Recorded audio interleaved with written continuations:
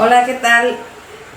Les mando saludos a todos los que nos están viendo en este día, en este momento, porque sabemos que es un momento especial que nosotros tenemos que dedicarle a nuestro Dios para que le pongamos atención a su palabra, porque esta palabra que Dios trae para nosotros, sabemos que es también un alimento para nuestro espíritu. Por eso es muy importante que le prestemos atención. Así que vamos a disponernos a escuchar su palabra, pero antes que iniciemos, le doy gracias a Dios por sus vidas, porque sé que están bien en casita, que Dios los está cuidando, los está guardando de todo mal. Bueno, pues para no alargarnos tanto, vamos a orar para empezar a compartir la palabra que Dios tiene para cada uno de nosotros. Bueno, pues vamos a tomar, como siempre lo hacemos, ¿verdad?, nuestra Biblia, y vamos a pedirle a nuestro Dios que nos guíe a toda la verdad. Así que vamos a tomar todas nuestras Biblias así sentaditos como están, como han dispuesto este tiempo para escuchar la palabra, con sus Biblias en sus manos. Vamos a tomar nuestra Biblia en nuestra mano derecha y la levantamos y vamos a orar. Padre bendito, te damos gracias en este día, Señor, porque sabemos que tú estás aquí con cada uno de nosotros, Señor, para llevarnos y guiarnos a través de tu Espíritu Santo a toda la verdad. Disponemos, mi Dios, nuestros oídos para escucharte, y te pedimos que quites toda distracción, Señor. Que cada uno de nosotros abra su corazón, Señor, para recibir tu palabra, y que esta palabra, Señor, sea avivada en cada uno de nosotros para ponerla en obra. Gracias te damos, Señor, por todo el amor, por toda la misericordia, Señor, que tienes para cada uno de nosotros. Te damos gracias, Padre, en el nombre poderoso de Jesús. Amén y amén. Bueno, pues el día de hoy vamos a compartir una palabra que Dios nos ha hablado en ciertas ocasiones. Así que vamos al libro de Hechos, en el capítulo 26, en los versos 6 y 7. Vemos que en un tiempo Dios nos ha ido enseñando lo que es la vida, lo que es morir a la carne. Sabemos que Dios en su palabra nos enseña que tenemos que pasar un proceso en el que tenemos que recorrer el camino, en el que tenemos que llegar a la verdad y también llegar a la vida. Y cuando nosotros llegamos en este proceso, en lo que es la vida, es cuando nosotros hemos decidido, o más bien determinado, morir a la carne. El morir a la carne, pues es cuando nosotros vamos a la cruz y dejamos todo lo que a nosotros nos conviene, ¿verdad? El morir a la carne es que nosotros nos despojemos de nuestro yo, de hacer nuestra propia voluntad.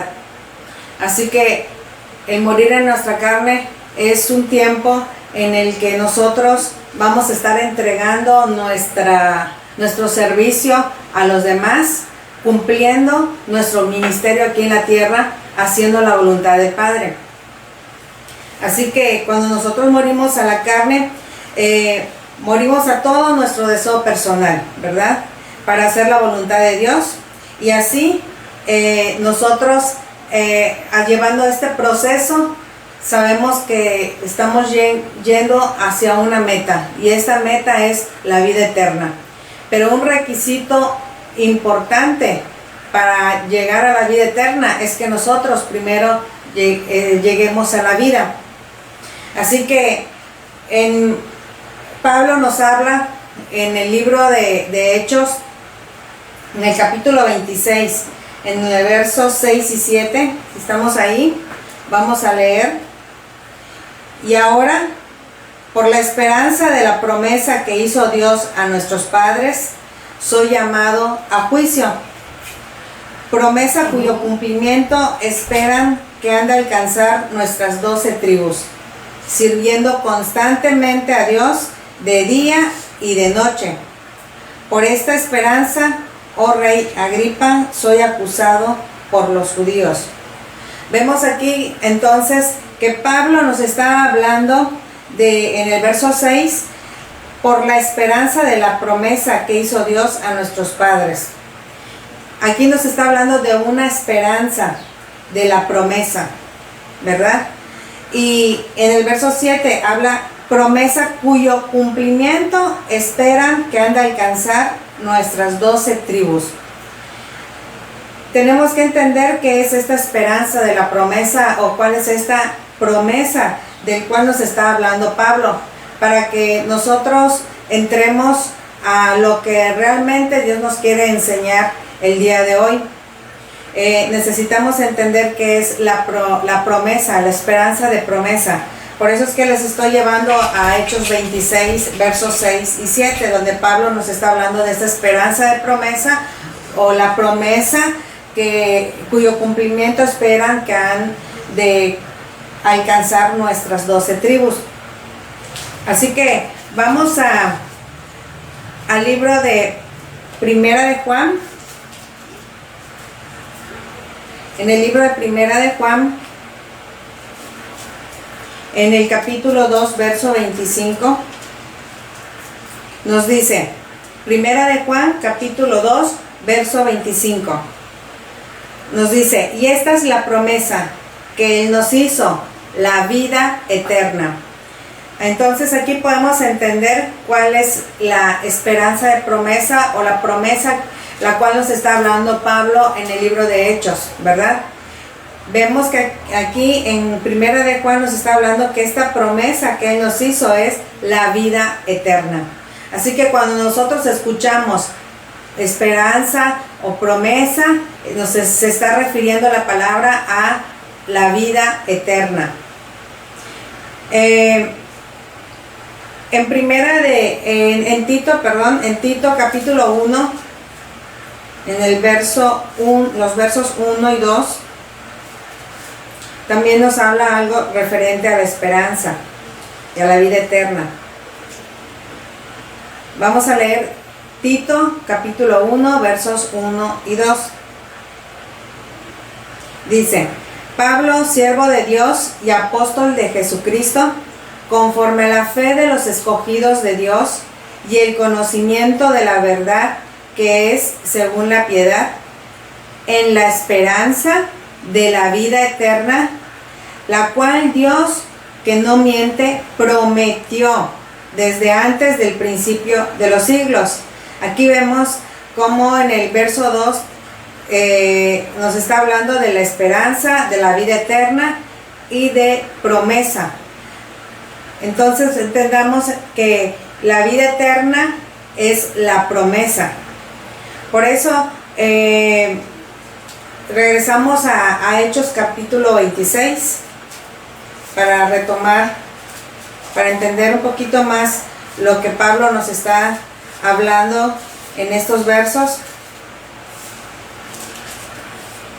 que dice Hechos 26, versos 6 y 7, dice, y ahora por la esperanza de la promesa que hizo Dios a nuestros padres, soy llamado a juicio.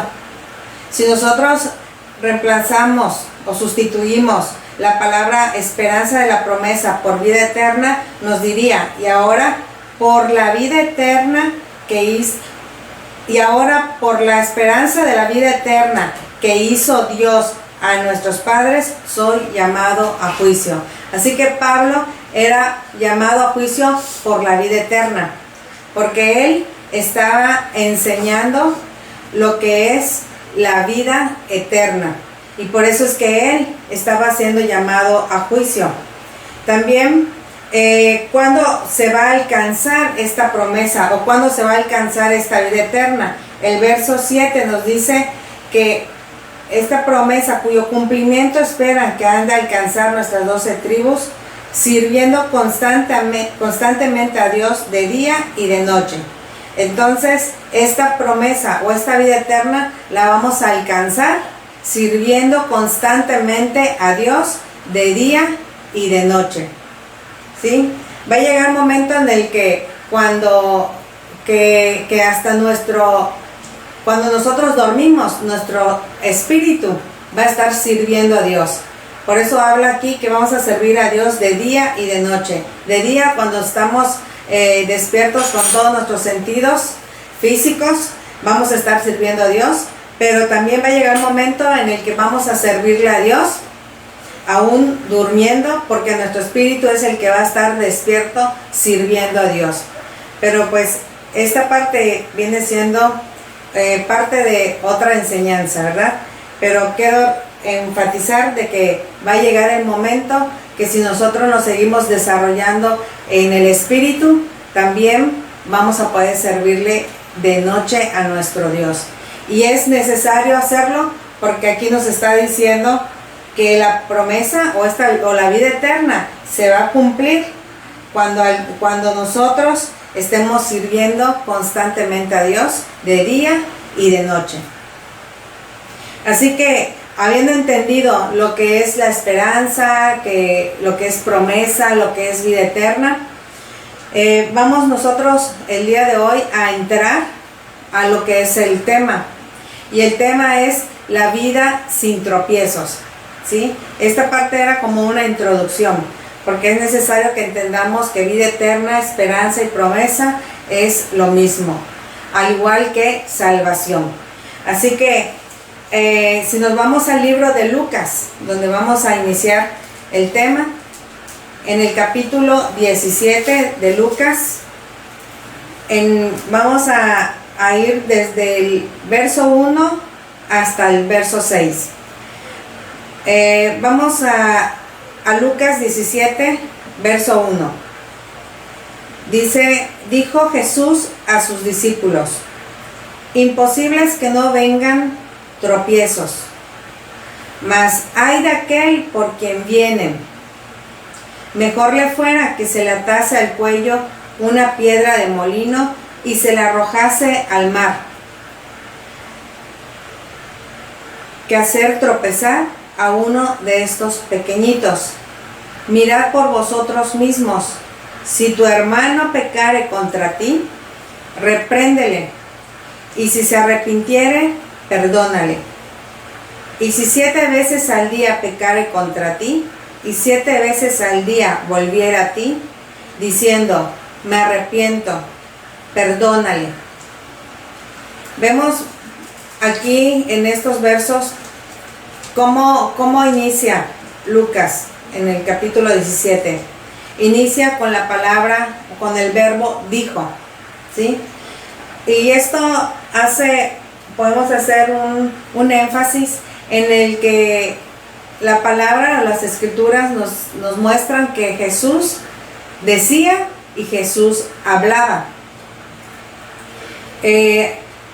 Cuando Jesús decía, se está refiriendo cuando el Padre le estaba hablando algo, o más bien como que Dios le estaba dictando a Jesús, y esta palabra que Jesús recibía de parte de Dios, Jesús la daba tal cual el Padre se la estaba dictando, por decirlo de alguna manera, ¿sí? Para entenderlo. O sea que Jesús no le quitaba ni le ponía ninguna palabra, sino que así como el Padre se la estaba diciendo, pues así mismo Jesús nos lo dice a nosotros, o se lo decía a sus discípulos.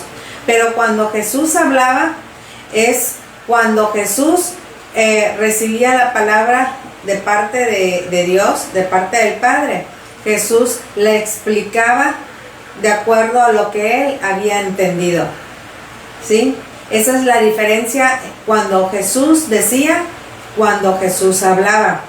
Y vemos en Juan, en el capítulo 12, verso 49. Repito, en Juan 12, verso 49, donde ahí nos muestra que Jesús decía y hablaba. Juan 12, verso 49. Dice: porque yo no he hablado por mi propia cuenta.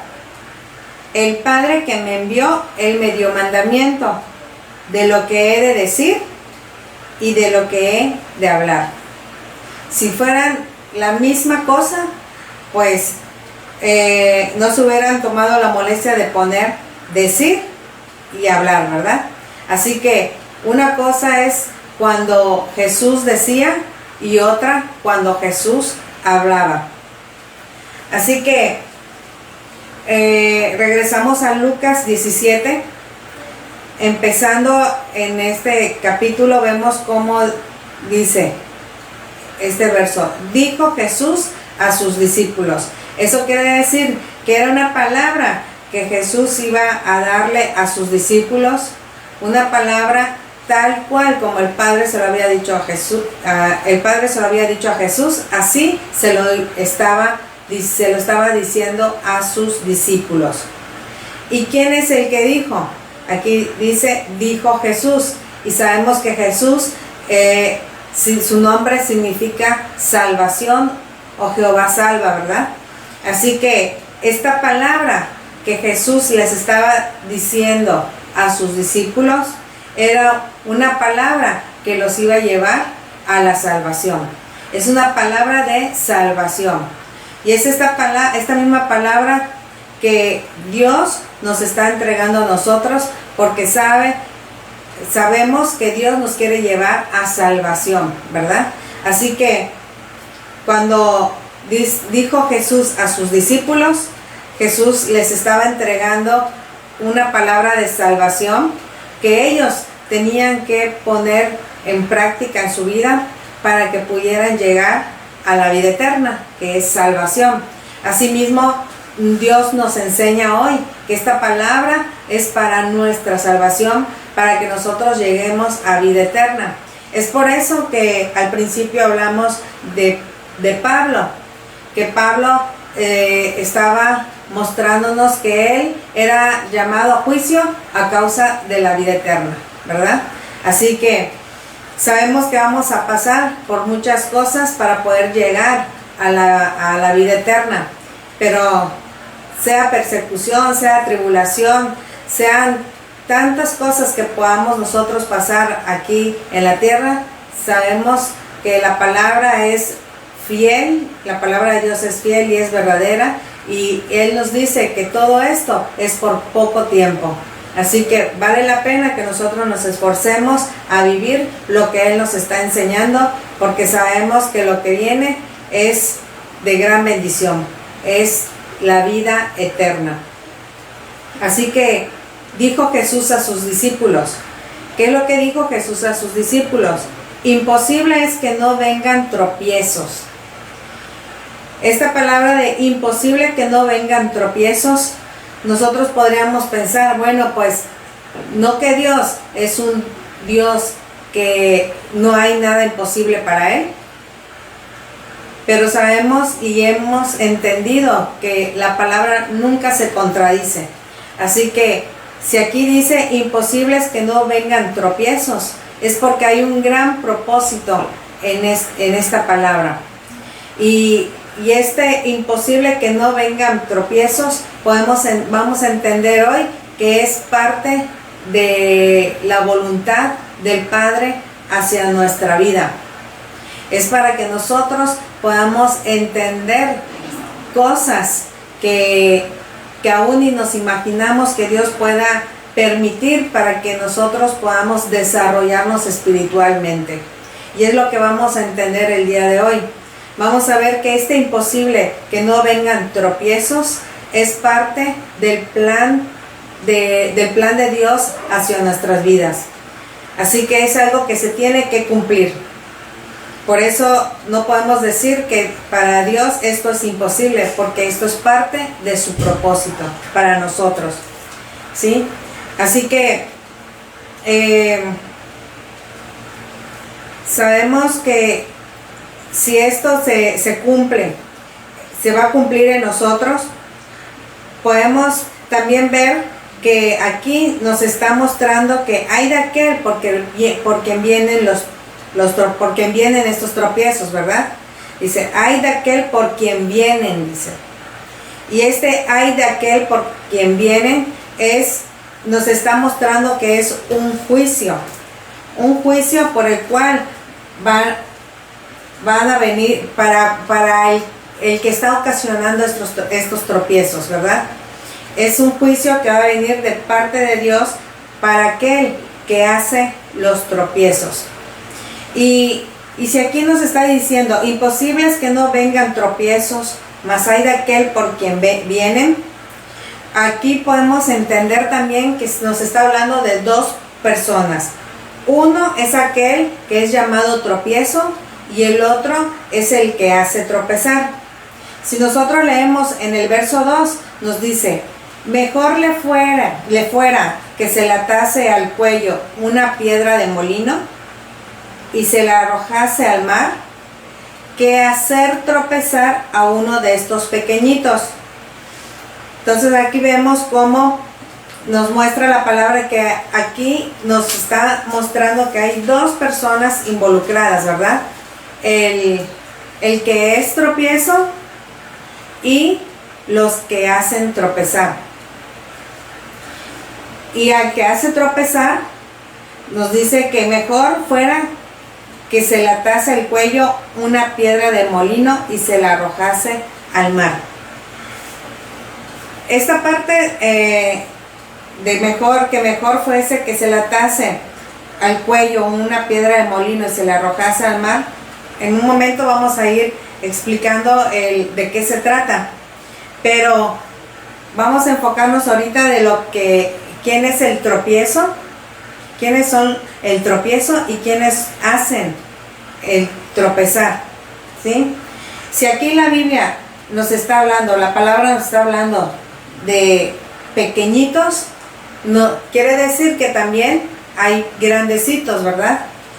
Y si nosotros recordamos todo lo que Dios nos ha ido enseñando, vemos o podemos entender que nosotros como pequeñitos necesitamos de alguien que nos guíe, que nos enseñe, ¿verdad? Y que nos corrija.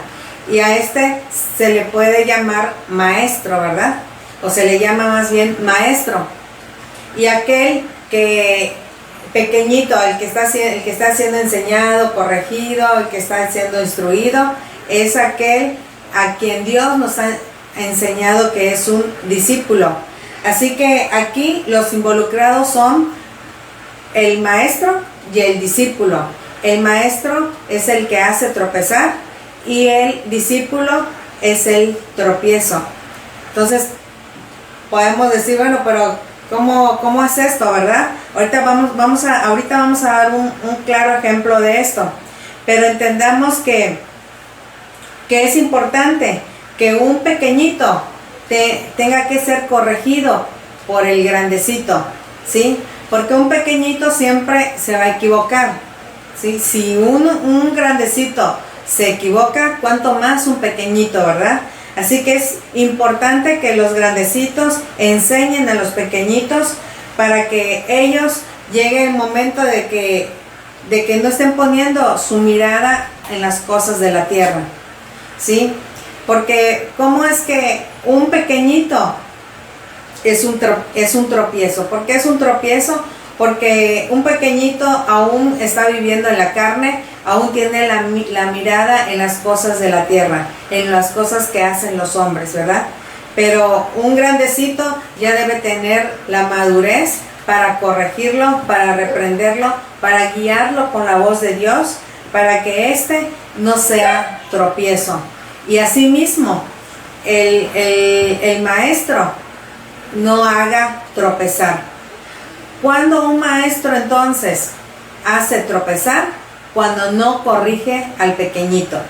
Un pequeñito es un tropiezo porque aún vive en la carne, porque aún está en desobediencia, porque tienen la mira en las cosas de la tierra. Por eso es que un pequeñito es un tropiezo y un grandecito hace tropezar cuando no corrige al pequeñito. Eso es hacer tropiezo. Por eso dice el verso 1, ay de aquel por quien vienen estos tropiezos, ¿verdad? Así que si un grandecito o un maestro no está corrigiendo al pequeñito, pues claramente podemos entender que el pequeñito va a seguir va a seguir pecando, va a seguir desobedeciendo, va a seguir poniendo su mirada en las cosas de la tierra. Pero lo importante es que el grandecito o el maestro lo esté corrigiendo para que cada día este pequeñito ya no sea un tropiezo, ¿sí? Y el maestro no esté haciendo tropezar, porque cuando no corrige el maestro, hace tropezar al pequeñito. Y si no corrige el maestro al pequeñito, pues puede llegar a venir un juicio sobre él. Claramente nos dice el verso 1, imposible es que no vengan tropiezos, mas hay de aquel por quien vienen. Así que el ay nos está indicando un juicio para aquel que no está corrigiendo al pequeñito, ¿sí? Y vamos a ver el ejemplo en Mateo, en el capítulo 16, verso 23. Mateo 16, 23 nos dice: pero él, volviéndose, dijo a Pedro: quítate de delante de mí, Satanás, me eres tropiezo, porque no pones la mira en las cosas de Dios, sino en las de los hombres. ¿Sí? Vamos a leer 2 versos antes al 23. Vamos a leer desde el 21. Mateo 16, del 21 al 23. Para entender un poco más el contexto, con el contexto. Nos dice: desde entonces comenzó Jesús a declarar a sus discípulos que le era necesario ir a Jerusalén y padecer mucho de los ancianos, de los principales sacerdotes y de los escribas, y ser muerto y resucitar al tercer día. Entonces Pedro, tomándolo aparte, comenzó a reconvenirle, diciendo: Señor, ten compasión de ti, en ninguna manera esto te acontezca. El verso 23, pero él, volviéndose, dijo a Pedro: quítate de delante de mí, Satanás, me eres tropiezo, porque no pones la mira en las cosas de Dios, sino en la de los hombres. Entonces, con este ejemplo, nosotros vemos quién es el grandecito, ¿verdad? Y quién es el pequeñito. Jesús es el maestro, el grandecito, y Pedro es el pequeñito. Y vemos aquí cómo Jesús le dice a Pedro: me eres tropiezo, le dice. Así que Pedro, el pequeñito, es el tropiezo, lo que estábamos diciendo ahorita, ¿no? ¿Quién es? Que aquí en Lucas 17 nos está hablando de 2 personas. Uno que es el pequeñito, que es el tropiezo, y otro que es el maestro, el grandecito, el que hace tropezar. ¿Cuándo hace tropezar? Cuando no corrige al pequeñito. ¿Y cuando el pequeñito es tropiezo? Cuando él está poniendo la mira en las cosas de la tierra, ¿sí? Como dice aquí, pones la mira en no pones la mira en las cosas de Dios, sino en las de los hombres, ¿verdad? Es lo que Dios nos está enseñando. Entonces, hay tropiezo y hay hacer tropiezo. Y si nosotros recordamos, si nosotros vamos escudriñando la palabra, nos vamos a encontrar también que así como hay misericordia, hay hacer misericordia. Así como hay juicio, hay hacer juicio. Así como hay justicia, hay hacer justicia. Así como hay discípulo, hay hacer discípulos. Y escuchando esto, ustedes pueden ir recordando versos bíblicos de que, es cierto, nosotros hemos visto, estudiado ciertos versículos donde nos está hablando de justicia, por ejemplo, ¿verdad? De que hay justicia.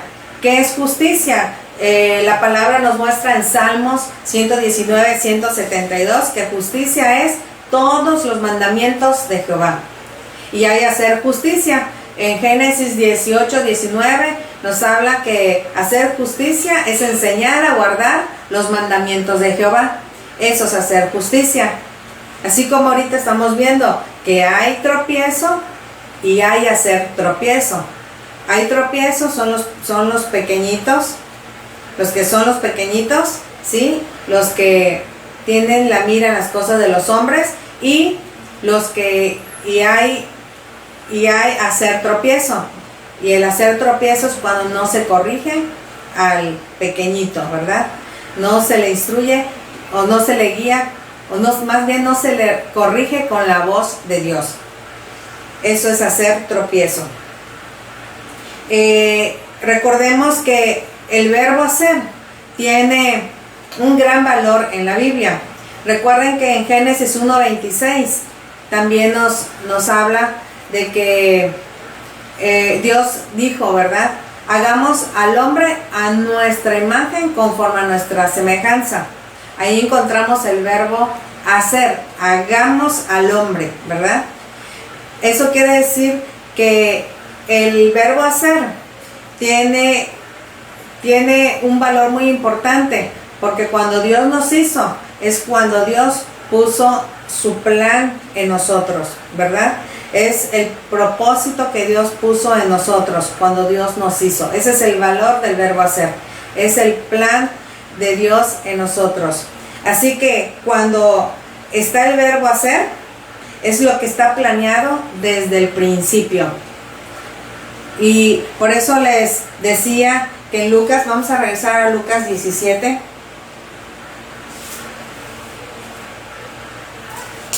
Lucas 17 nos dice, dijo Jesús a sus discípulos, imposibles que no vengan tropiezos, ¿sí? Porque hay tropiezos y hay hacer tropiezos. Así que es imposible que no vengan los tropiezos porque es lo planeado desde el principio. Por eso les decía, está en la voluntad de Dios que hayan tropiezo y hay hacer tropiezo. Está en la voluntad de Dios. Por eso esto no es imposible para Dios, sino que Él permite que sucedan estos tropiezos porque hay un gran propósito en Él. ¿Sí? Es algo planeado para nuestras vidas. Es para que Dios nos pruebe. A ver qué tanta verdad nosotros hemos entendido para ponerlo en práctica. Y esto lo vamos a poner en práctica cuando nosotros nos hayamos desarrollado como discípulos y un día también podamos desarrollar a otros como discípulos. Por eso es muy importante entender esto. El que hay tropiezos y hay hacer tropiezos. ¿Sí? El gran propósito es de alguien que está corrigiendo a un pequeñito, es que haga que este pequeñito ponga la mira en las cosas de arriba. Así como nos habla Colosenses capítulo 3, versos 1 y 2. Colosenses 3, versos 1 y 2. Nos dice, si pues habéis resucitado con Cristo, buscad las cosas de arriba, donde está Cristo sentado a la diestra de Dios. Poned la mira en las cosas de arriba, no en las de la tierra. Esto es lo que un maestro tiene que enseñar a un discípulo, ¿verdad? Que debe de poner la mira en las cosas de arriba, no en las de la tierra. ¿Y cómo va a suceder esto? Cuando un maestro esté corrigiendo a su discípulo, cuando un maestro esté corrigiendo al pequeñito. Es cuando el pequeñito va a llegar a entender con la palabra de verdad, con la palabra revelada, que es poner la mira en las cosas de arriba. Entonces, entendamos que todos podemos ser tropiezo para nuestro maestro, ¿sí? Pero hacer tropiezo es no corregir con la voz de Dios, ¿sí? Para que el pequeñito ponga los ojos en las cosas de Dios.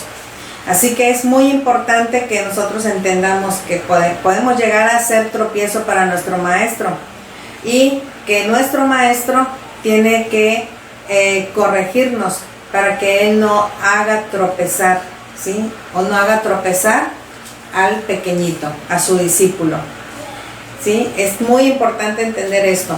¿Cómo vamos a corregir a un discípulo? Con la voz de Dios. Solamente así un discípulo puede ser transformado, puede ser desarrollado, ¿verdad? Espiritualmente, cuando la voz de Dios está ahí a través de un maestro. Vamos a Lucas nuevamente en el capítulo 17. Vamos a leer otra vez el verso 2, que nos dice: mejor le fuera que se le atase al cuello una piedra de molino y se la arrojase al mar, que hacer tropezar a uno de estos pequeñitos.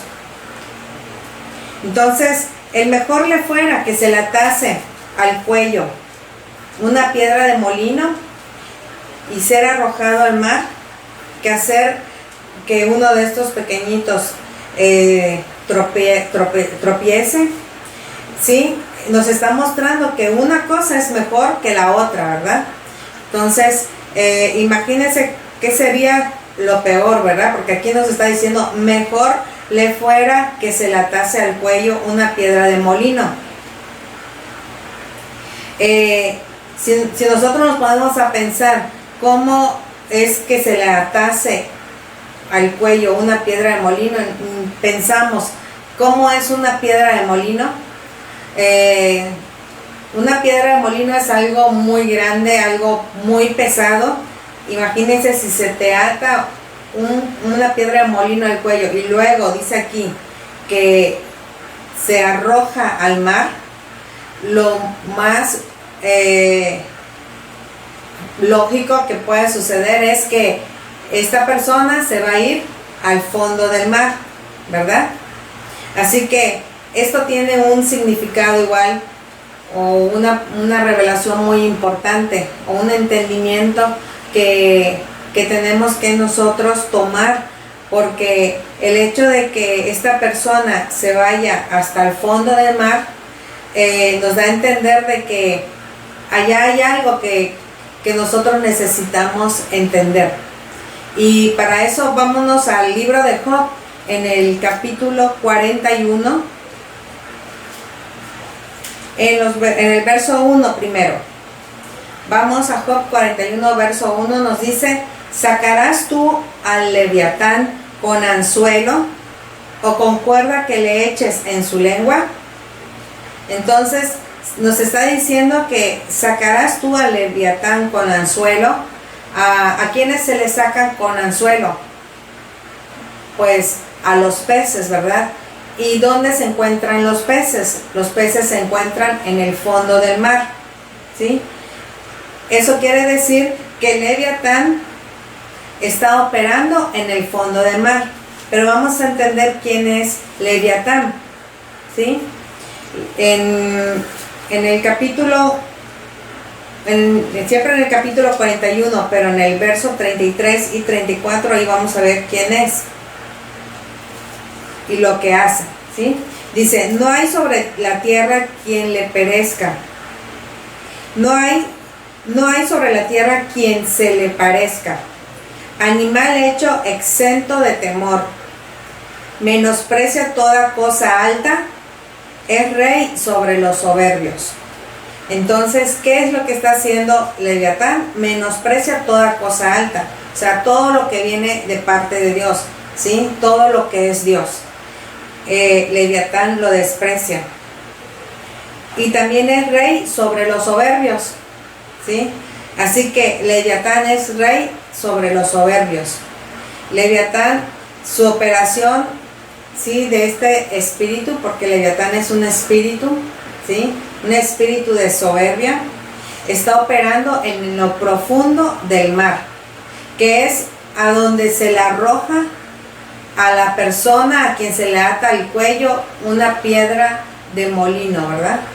Y eso quiere decir que cuando el maestro no está corrigiendo al pequeñito, y mejor fuera que se le atase al cuello una piedra de molino y se la arrojase al mar, es porque en él está operando un espíritu de soberbia, ¿sí? Porque el espíritu de soberbia lo que hace es hace tropezar al pequeñito porque no es corregido, ¿sí? Porque el maestro no le corrige, porque en el maestro está operando el espíritu de soberbia, está operando Leviatán.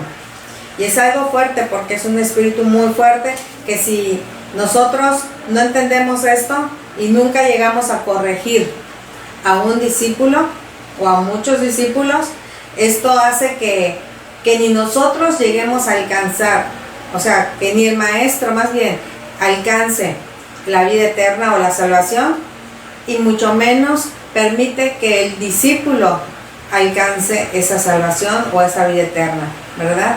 La cual Pablo nos está hablando en Hechos 26, por el cual Pablo es llevado a juicio, ¿sí?, por la vida eterna. Así que Leviatán es rey sobre los soberbios y opera en lo profundo del mar. Ahí es donde está operando en la persona, en una persona que no corrige más bien a su discípulo. Es una persona que hace tropiezo. Ese es un maestro que no corrige, ¿sí? Entonces, en su corazón hay un espíritu de soberbia y esto impide que los discípulos crezcan. Aquel soberbio tendrá entonces un juicio, porque en Lucas nos está mencionando que hay de aquel por quien viene, ¿verdad? Dice Lucas 17:1, hay de aquel por quien viene. Así que hay un juicio sobre esta persona que está haciendo tropezar, ¿sí?, porque hay en su corazón soberbia, y Dios permite que venga juicio sobre él. Y también podemos entender que cuando un maestro corrige a su discípulo o al pequeñito, esta reprensión o esta corrección se debe de hacer siempre con misericordia y verdad, ¿sí? En el libro de Proverbios, en el capítulo 16, verso 6, nos habla sobre esto, cómo nosotros debemos corregir. Proverbios 16, verso 6, nos dice: con misericordia y verdad se corrige el pecado, y con el temor de Jehová los hombres se apartan del mal, ¿sí? Entonces, con misericordia y verdad se corrige el pecado. Entonces, un maestro debe saber lo que es misericordia y lo que es verdad para poder corregir el pecado en un pequeñito. Si un maestro no entiende lo que es misericordia, lo que es verdad, entonces no va a poder corregir el pecado en un pequeñito. Y veíamos anteriormente que para que nosotros podamos llegar a la vida eterna es muy importante o es primordial que primero lleguemos a la vida, ¿verdad? Pero antes de esto, Juan 14:6 nos menciona que Jesús dijo: yo soy el camino y la verdad y la vida. Nadie viene al Padre sino por mí. Así que necesitamos entrar al camino, necesitamos tener la verdad, ¿sí?, para poder llegar a la vida. Y con esta verdad nosotros podemos ir corrigiendo a un pequeñito. Un maestro debe tener la verdad para que pueda corregir al pequeñito. Tiene que oír la voz de Dios. Un maestro tiene que morir a su carne para prestar su servicio, ¿sí? Agradando siempre a Dios, sirviendo a los demás. Y estos demás son los discípulos a quienes tenemos que corregir, a los que tenemos que enseñar, para que ellos también tengan esta bendición de poder llegar a la salvación o a la vida eterna, ¿sí? Entonces, vamos a regresar a Lucas en el capítulo 17. Vamos a leer el verso 3. Dice, verso 3 y el verso 4. Mirad por vosotros mismos. Si tu hermano pecare contra ti, repréndele. Y si se arrepintiere, perdónale. Y si 7 veces al día pecare contra ti, y si 7 veces volviere a ti, diciendo, me arrepiento, perdónale. El verso 3 inicia diciendo, mirad por vosotros mismos. Después de que Jesús dice, mejor le fuera que se le atase al cuello una piedra de molino y se le arrojase al mar, que hacer tropezar a uno de estos pequeñitos, enseguida nos dice, mirad por vosotros mismos. Eso quiere decir que si en nosotros llegara a ver, como un maestro, llegara a ver soberbia, ¿sí? Entonces, aquí Jesús nos está diciendo, mirad por vosotros mismos. Cuando en un maestro que al cual se le ata al cuello una piedra de molino y se la arroja al mar, ¿sí? En el verbo arrojarse se encuentra la palabra roja, ¿sí? Si ustedes lo pueden ver, ahí hay una palabra donde está encriptada la palabra roja, ¿sí? Acuérdense que Dios nos habla parabólicamente y cada palabra nos puede llegar a enseñar algo muy importante. Y aquí la palabra arrojar nos está hablando de el color rojo. ¿Y qué es rojo? La sangre, ¿verdad? Así que si en nosotros llegara a haber soberbia, ¿a quiénes creen que le vamos a heredar esa soberbia? Si nos está hablando y se le arrojase al mar, ¿sí? Y en la palabra arrojarse se encuentra la palabra rojo, que nos está hablando de una manera figurada de la sangre, ¿sí? Así que si en esta persona o en este maestro hay soberbia, se van a pasar estos genes espirituales a sus generaciones. Y así que en sus generaciones también se va a encontrar esta soberbia que le va a impedir que pueda llegar a alcanzar la vida eterna. Es un espíritu que se opone a que un maestro, un discípulo lleguen a la vida eterna, ¿sí? Así que por eso Jesús en el verso 3 inicia diciendo, mirad por vosotros mismos.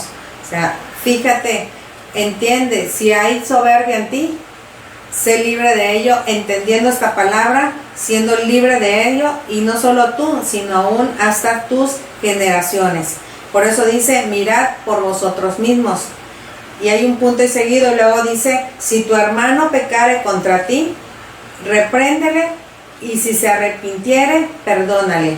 Aquí en el verso 3 encontramos 4 elementos, vamos a llamarles así, 4 elementos que nos está hablando de un orden, ¿sí? Cuando Dios nos habla de 4 cosas, nosotros le llamamos cuadraturas, ¿sí? Es porque Dios quiere poner un orden en la vida de un discípulo, ¿sí?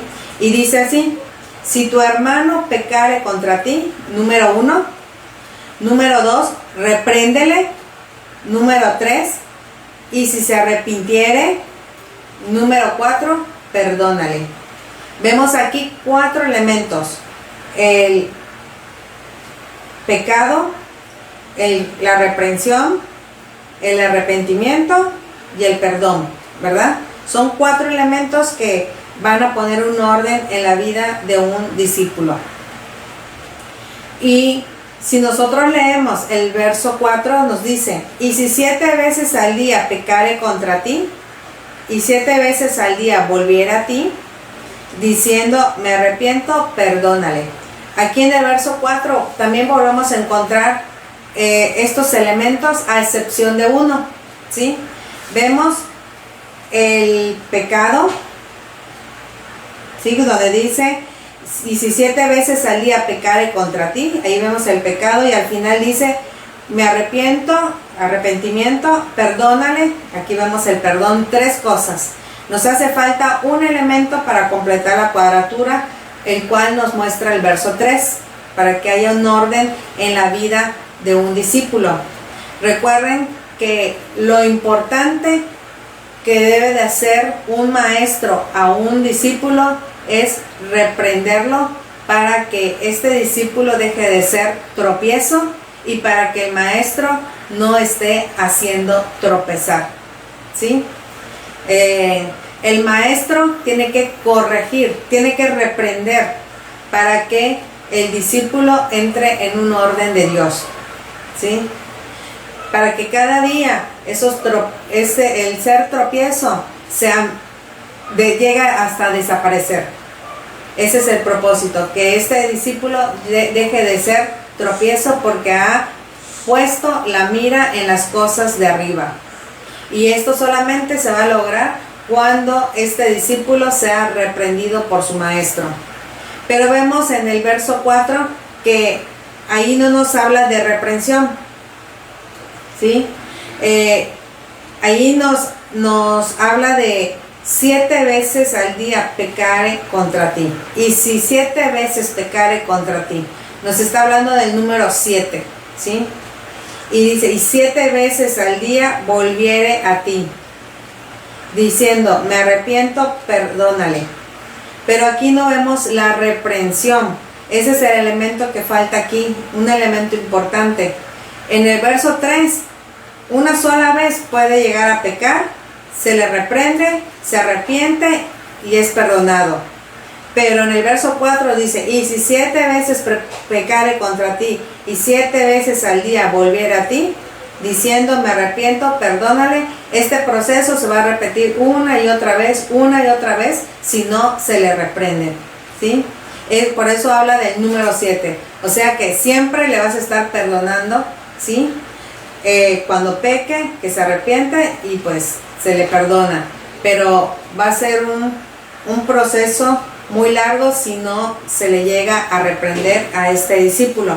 Por eso es muy importante el entender lo que es la reprensión, el no hacer tropezar, ¿sí?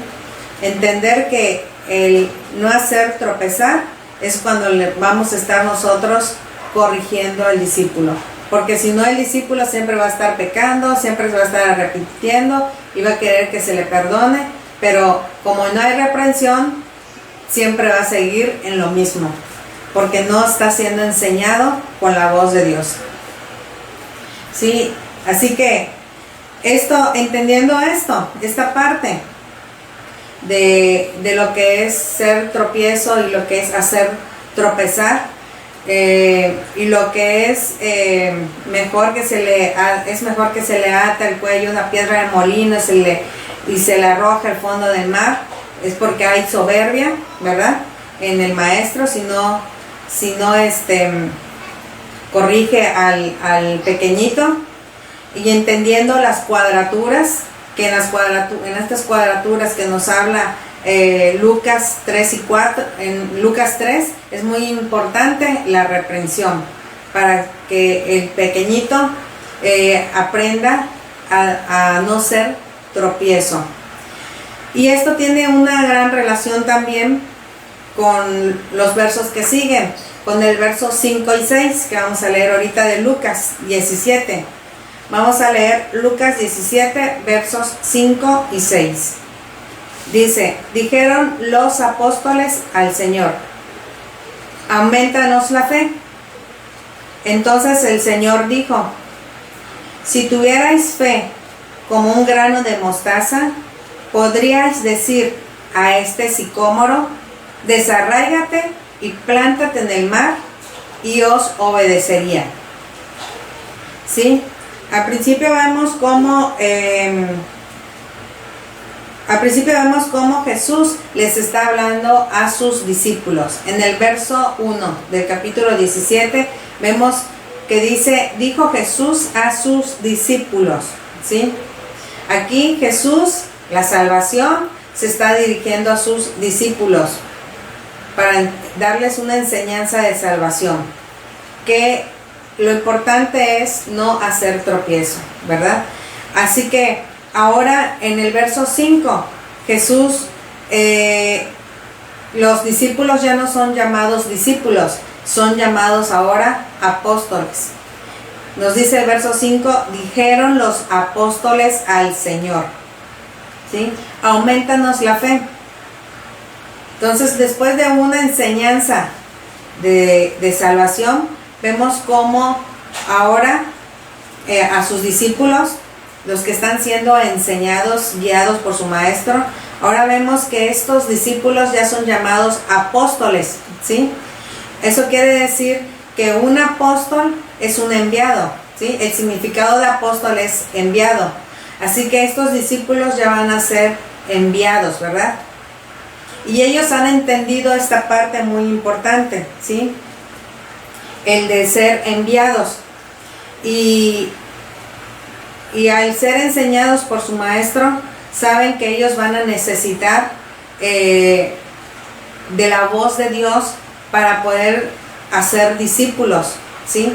Al ser enviados es porque ellos van a enseñar a otros también, así como ellos fueron enseñados y han crecido espiritualmente y se han desarrollado espiritualmente. Estos discípulos, primeramente, así es como Dios nos ha estado enseñando, tuvieron que pasar por la ley, por la letra, para que ellos pudieran, en el tiempo que Dios señala, así como Dios nos está mostrando en la vida de los discípulos de Jesús, Dios estaba señalando el tiempo de que tenían que dejar la etapa de la ley para ahora pasar a la etapa de la fe, ¿sí? De la fe, a la etapa de la revelación. Así que estos apóstoles habían entendido esto. Dijeron los apóstoles al Señor, aumentanos la fe, ¿sí? Eso quiere decir que estos discípulos ya estaban dejando la etapa de la ley, la etapa de la letra, ¿sí? Y vemos como lo que nos dice Gálatas 3, verso 23, lo que hace la ley en nosotros. Gálatas 3, verso 23, nos dice, pero antes que viniese la fe, estábamos confinados bajo la ley, encerrados para aquella fe que iba a ser revelada, ¿sí? Entonces aquí entendemos que la ley confina, la ley nos encierra, ¿sí? La ley mata. Recuerden que dice la palabra que la letra mata, más el espíritu vivifica, ¿verdad? Y esto es que nosotros en un tiempo debimos de haber estado en la ley, ¿sí? Pero estábamos confinados bajo la ley y encerrados para aquella fe que iba a ser revelada. Así que en ellos, en estos apóstoles que estaban diciéndole a Jesús, aumentanos la fe, es porque ellos estaban pidiendo esta revelación, porque sabían que con la palabra de revelación ellos iban a poder guiar a sus discípulos, ¿sí? A poner la mira en las cosas de arriba. Con la revelación, ¿sí? Con la voz de Dios, es la única que tiene el poder para hacer que un discípulo ponga la mira en las cosas de arriba.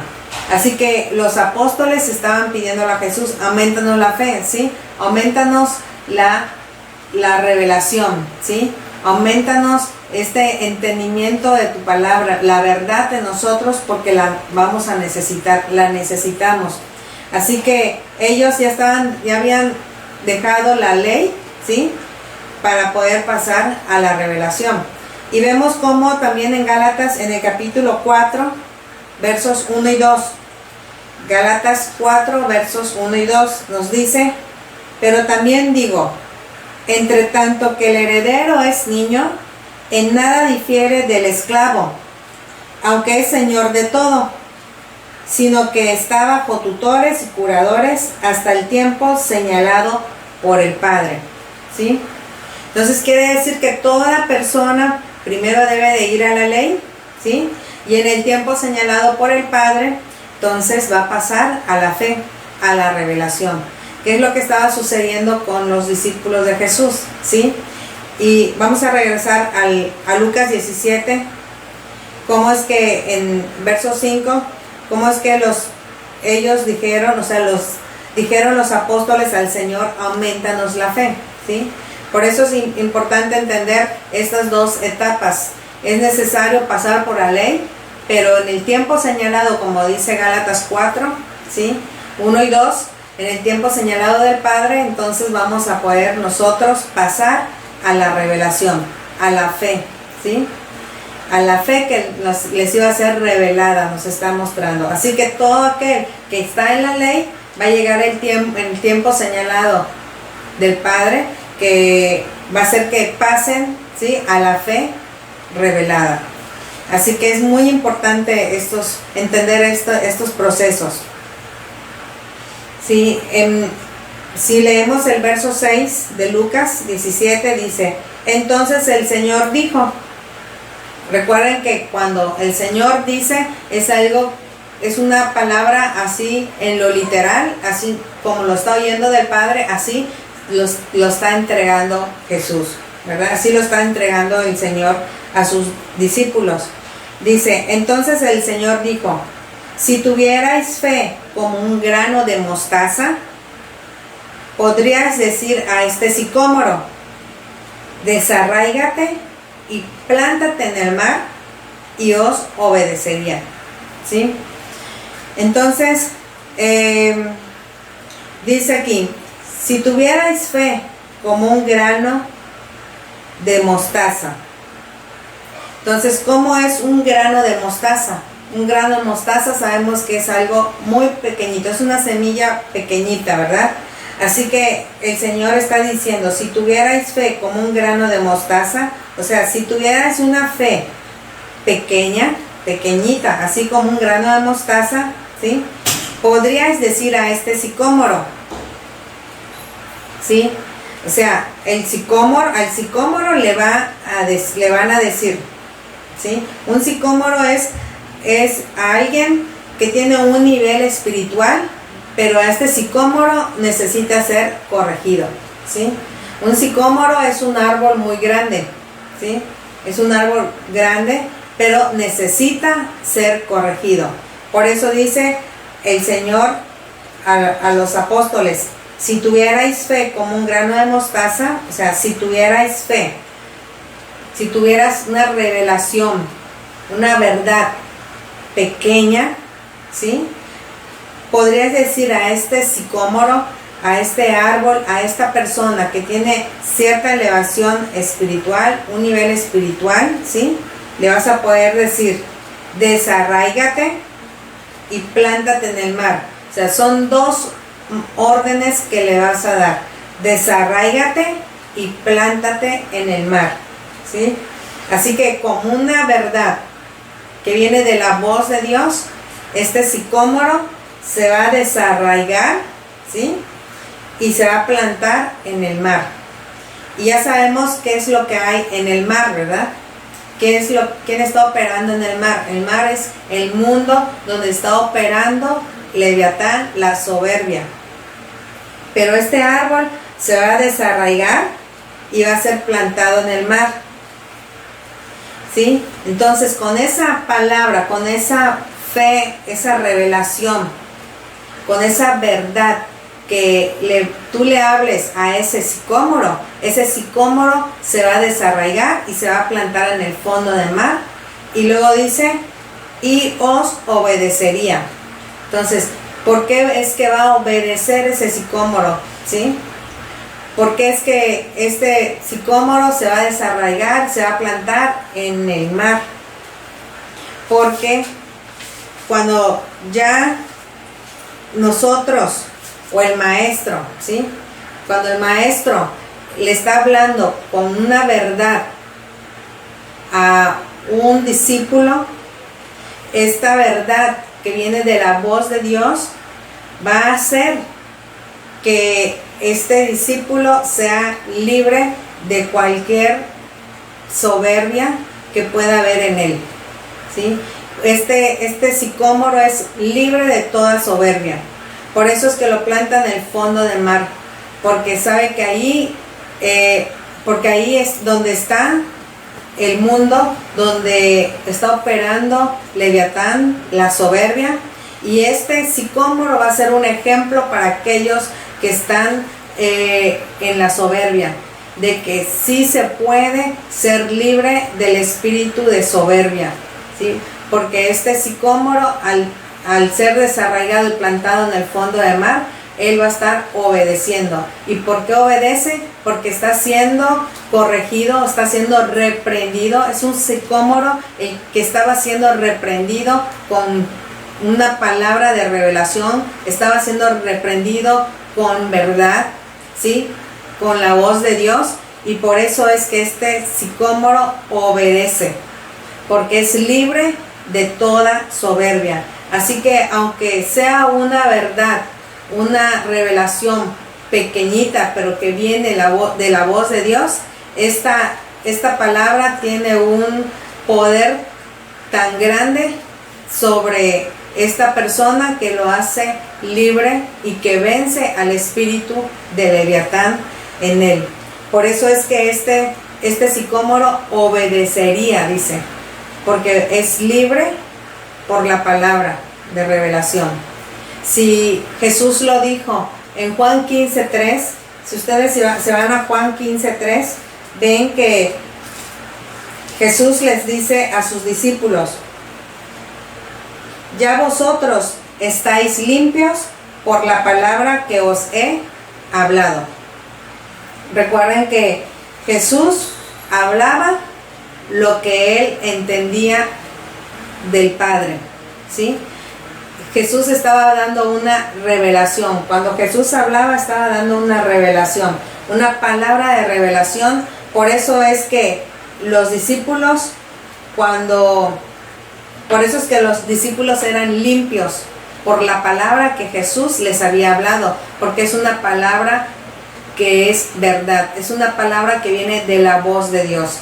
Por eso es que ellos ya eran limpios, y por eso es que este sicómoro, al recibir una palabra de revelación, es libre también, y por eso obedece. Y es plantado en el mar, porque es ejemplo para los otros hombres que viven en soberbia, de mostrarles de que sí pueden ser libres del espíritu de Leviatán, y pueden llegar a obedecer, y pueden llegar a entender, y pueden llegar a ser unos buenos discípulos que un día van a poder también llegar a la salvación, que es la vida eterna, que realmente ese es el propósito por el cual Jesús nos está enseñando qué es tener una vida sin tropiezos, ¿verdad? Porque es importante que nosotros entendamos que es imposible que no vengan tropiezos, pero sí podemos llegar a evitarlos. ¿Cómo? Obedeciendo a la voz de Dios, siendo maestros que corrigen a sus discípulos, y nosotros también siendo discípulos que obedecen a su maestro, que nos está entregando la palabra de revelación, la voz de Dios, porque que realmente el que va a estar corrigiendo al discípulo no es precisamente un maestro, sino que si el maestro está hablando la voz de Dios, o está dando la voz de Dios, el que realmente está haciendo esa reprensión es Dios, ¿sí? Directamente Dios hacia ti, porque quiere que seas libre de cualquier espíritu de soberbia que te impide a obedecer.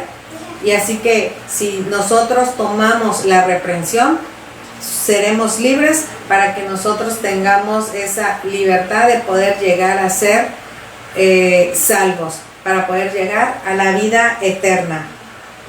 Por eso en el libro de Salmos, en el capítulo 76, si nos vamos a Salmos, capítulo 76, Salmos 76, versos 6, del 6 al 8.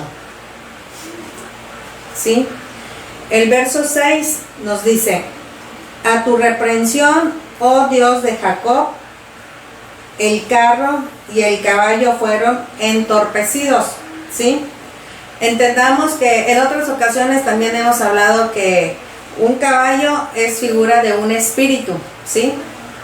En este caso es un demonio. Y los carros también pues son llevados por caballos. En un carro pues va más de un caballo. Podemos hablar de un número de caballos o un número de demonios ahí, ¿verdad? Entonces dice: a tu reprensión, oh Dios de Jacob, el carro y el caballo fueron entorpecidos. Así que cuando se le corrige, se le reprende más bien, cuando se le reprende a un discípulo, que es lo que estábamos viendo anteriormente, cuando Jesús les dice a sus discípulos que si tuvieran fe como un grano de mostaza, le dirían a ese sicómoro: desarráigate y plántate en el mar, y os obedecería. Esto es lo que está sucediendo, que cuando se le reprende a un discípulo con la voz de Dios, ¿sí? Por eso dice aquí en Salmo 76, 6: a tu reprensión, oh Dios de Jacob, el carro y el caballo fueron entorpecidos. Entonces, como es por la voz de Dios que se le está reprendiendo a este discípulo, los espíritus o los demonios que están operando en aquel discípulo van a ser entorpecidos, ¿sí? Y van a estar inoperantes y ya no van a hacer esa operación que tenían planeado en la vida de ese discípulo, y se van. Y por la obediencia del discípulo, este discípulo va a ser libre de esos espíritus para que pueda hacer ahora sí la voluntad del Padre, y esto haga que un día pueda llegar a la salvación, ¿sí? Por su obediencia a la reprensión. Pero Dios, a su reprensión, hay una operación que Dios hace, y la operación es entorpecer a esos demonios o a esos espíritus. Amén. Esto es muy importante que nosotros lo entendamos, porque si no hacemos esto, si nosotros no oímos la reprensión de Dios, miren lo que dice el verso 7 ahora, del Salmo 76. Tú, temible eres tú, ¿y quién podrá estar en pie delante de ti cuando se encienda tu ira? Así que si nosotros no oímos la reprensión de Dios a través de un maestro, ¿sí? Lo que puede venir o lo que puede suceder es que se encienda la ira, ¿sí?, del Señor sobre nosotros. Entonces la ira de Dios va a estar sobre nosotros. Y no solo esto, si nosotros aún así no queremos oír la reprensión, no queremos obedecer a esta reprensión que nuestro maestro está haciendo con nosotros, pues puede llegar a suceder lo que dice el verso 8: desde los cielos hiciste oír juicio, la tierra tuvo temor y quedó suspensa. Entonces, después de la ira puede venir el juicio, ¿sí?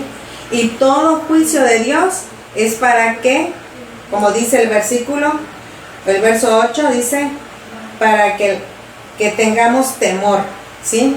Para que en nosotros entre el temor de Jehová. Eso es lo que puede suceder si nosotros no ponemos atención, ¿sí?, o no hacemos caso a la reprensión de Jehová. Primero puede venir la ira y luego el juicio, ¿sí? Podemos ver muchas cosas que están sucediendo, no solamente aquí en nuestra ciudad, ni en nuestro estado, ni en nuestro país, sino aún en todo el mundo vemos las cosas que están pasando, que no son nada agradables, ¿verdad? Pero esto tiene una explicación espiritual. Sabemos que muchos mucha gente no busca a Dios, no busca su palabra, no busca el querer obedecer a los mandamientos del Padre. Entonces puede llegar el momento que a estas personas se le haya llegado a hablar, ¿sí?, de la palabra, se les haya llegado hasta a querer corregir o reprender que las cosas que están haciendo están mal y no han querido escuchar la reprensión. Y pudo haber sido una reprensión que venía de la voz de Dios y no hicieron caso. Así está todo el mundo, ¿verdad? Muchos en el mundo, más bien, muchos en el mundo no están queriendo escuchar la reprensión de Dios. Entonces la ira de Dios puede venir. Y no solo eso, sino si continúan en esa desobediencia, en no buscar a Dios, en no oír la voz de Dios, pues puede venir ahora sí el juicio de Dios. Pero este juicio de Dios es para que entre el temor de Jehová en ellos, ¿verdad? Eso es lo que nos da a entender esta palabra, que el temor de Jehová entre en ellos y ahora sí busquen la sabiduría de Dios. La palabra en Proverbios 1:7 dice que el principio de la sabiduría es el temor de Jehová, ¿sí? Que el temor de Jehová es apartarse del mal.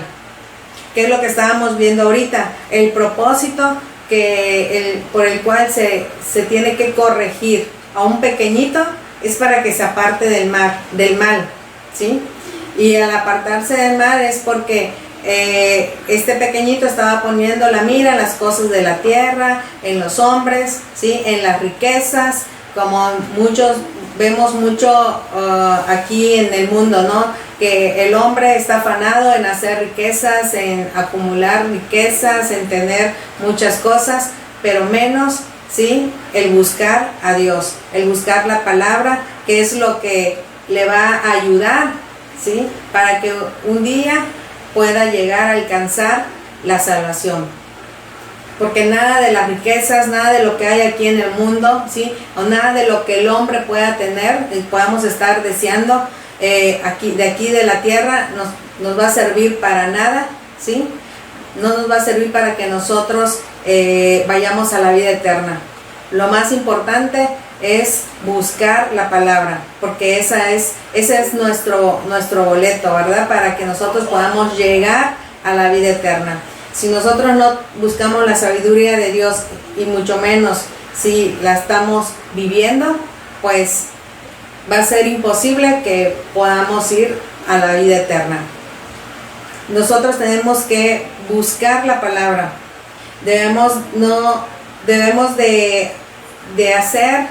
permitir que el espíritu de temor de Jehová entre en nosotros y de esta manera sean activados todos los espíritus en nosotros de parte de Dios para que nos puedan ayudar a desarrollarnos espiritualmente para obedecer a Dios, ser un buen discípulo, el llegar a ser un buen maestro para ayudar a otros a ser discípulos, que es el mandamiento que igual, uno de los mandamientos que Jesús nos ha dado, ¿verdad? Ir y hacer discípulos, así como hoy estamos viendo, ¿no?, que nosotros debemos ser de esos discípulos que dejamos de ser tropiezo y que debemos de ser esos maestros que dejamos de hacer tropezar, ¿verdad?, al corregir a nuestros discípulos para que puedan llegar a la salvación. Así Dios quiere que estemos viviendo. Dios nos está enseñando o nos está dando muchas cosas, ¿sí?, muchas revelaciones para que nosotros estemos poniendo en práctica, porque eso es lo que nos va a ayudar a ir a la vida eterna, a ir a la salvación, a lo que Pablo nos dice, a la esperanza de la promesa, ¿sí?, a esa esperanza de la promesa que un día vamos a alcanzar si estamos sirviendo constantemente a Dios de día y de noche, como habla Pablo en Hechos 26, ¿verdad?, en el verso 6 y en el verso 7. Así que necesitamos nosotros ser esos discípulos y esos maestros que nos estemos desarrollando día a día, buscando la palabra, buscando el entendimiento, ¿sí?, que Dios nos esté mostrando ya el tiempo señalado en el que Él dice ya es tiempo de que dejes de vivir en la ley y ahora estés en la fe revelada, donde vas a tener las cosas o las revelaciones que te van a ayudar a alcanzar la vida eterna. ¿Sí? Pues esta es la enseñanza que Dios nos ha dado para el día de hoy, para que nosotros la estemos meditando, para que nosotros la estemos viviendo, ¿sí? Personalmente, y para que también un día la podamos estar enseñando a los pequeñitos, ¿sí? Así que vamos a orar para que esta palabra quede sellada en nuestros espíritus y podamos vivirla. Así que vamos a cerrar todos nuestros ojos y cerramos con esta oración. Padre bendito, te damos gracias, muchas gracias, Señor, por esta enseñanza que has traído para nuestras vidas, Padre. Ayúdanos, Señor, a cumplir esta palabra, que no solamente seamos los oidores de ella, Señor, sino que seamos de los hacedores, Señor, porque el hacer, Señor, está en tus propósitos. Es el plan, Señor, para nuestras vidas, para que nosotros podamos llegar a alcanzar la vida eterna. Ayúdanos, Señor, a obedecerte, a oír siempre tu voz, Señor, porque eso es importante, oír tu voz, porque de tu voz nosotros tenemos la palabra de revelación que nos ayuda a que nuestra vida sea transformada, Señor. En el nombre de Jesús, quita toda soberbia en nosotros, Señor, que impide que nosotros podamos aceptar la reprensión y aún que nosotros podamos reprender, Señor. Así como tú nos enseñas, con misericordia y verdad, Señor, se corrige el pecado. Que siempre nosotros estemos en la misericordia y en la verdad, Padre. Así te lo pedimos en el nombre poderoso de Jesús. Amén y amén. Bueno, pues me despido y espero que esta palabra sea de gran bendición para ustedes. Los amo mucho y Dios los bendiga.